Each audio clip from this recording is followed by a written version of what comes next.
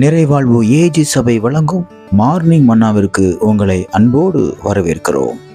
கர்த்தருடைய பரிசுத்த நாமம் மகிமைப்படுவதாக. இந்த நாளிலே உங்களை சந்திப்பதிலே மிகுந்த சந்தோஷம். எனக்கு அன்பான தேர்ந்து பிள்ளைகளே, நிறைய நேரம் நம்ம படன்னு பேசி நிறைய பிரச்சனைகள் வந்தது இல்லை. சில பேர் சொல்லுவாங்க தெரியுமா, உனக்கு எமனே உன் வாய் தான், உன் வாயினால தான் நீ இப்படி கெட்டு போயிருக்கிற, உன் வாயினால தான் நீ இப்படி சீரழிஞ்சு போயிருக்கிற, உன் வாயினால தான் நீ நிறைய காரியங்களை இழந்துட்ட, நீ இந்த நிலைமைக்கு வந்ததுக்கு காரணம் உன் வாய் தான் அப்படின்னு சொல்லி நம்ம பேசின வார்த்தைகளை குறித்து நிறைய பேர் இப்படி சொல்லியிருப்பாங்க. பார்த்துருக்கீங்களா? நம்ம அப்படிப்பட்ட ஒரு வார்த்தைகளை பேசியிருப்போம்.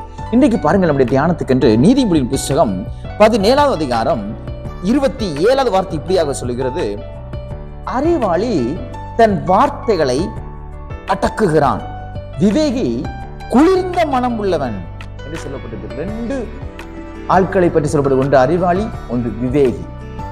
அறிவாளி என்ன செய்யறானா, வார்த்தை அதாவது பேசும். நமக்கு ஒரு சில பேர் பேசும்போது ஏதாவது சொல்லிடலான்னு கோபமா வரும் பார்த்தீங்களா, வார்த்தைகள் சொல்லுவாங்க. அந்த வார்த்தை எனக்கு வாய் உதட்டு வர வந்துருச்சு, ஆனா நான் சொல்லலை அப்படின்னு சொல்லுவாங்க பாருங்க. அதுக்கு பேர் தான் உங்களுக்கு வேதம் சொல்லுகிறது, நீங்கள் அறிவாளிகள். வார்த்தைகளை அடக்குகிறவன் அறிவாளி. நம்ம நிறைய நேரம் வார்த்தைகள் அடக்க முடியாம வளவளவளன்னு பேசி பிரச்சனையை உண்டாக்கிடுவோம்.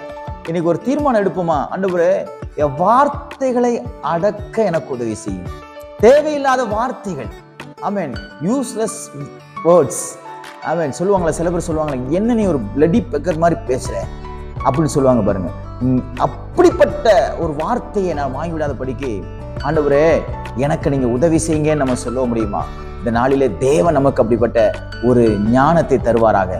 விவேகமுள்ள ஒரு மனுஷனாக தேவன் மாற்ற உண்மையுள்ளவராக இருக்கிறார். எனக்கு அன்பான தேர்வு பிள்ளைகளே, நமக்கு பரிசுத்த ஆவியானவர் இப்படிப்பட்ட ஒரு அனுபவத்துக்குள்ளாக நடத்த அவர் போதுமானவராக இருக்கிறார்.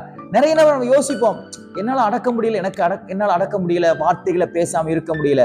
பரிசுத்த ஆவியானவர் உங்களுக்கு வார்த்தைகளை அடக்குவதற்கு உதவி செய்வார். இன்னைக்கு நம்ம அதை செய்ய போறோம்.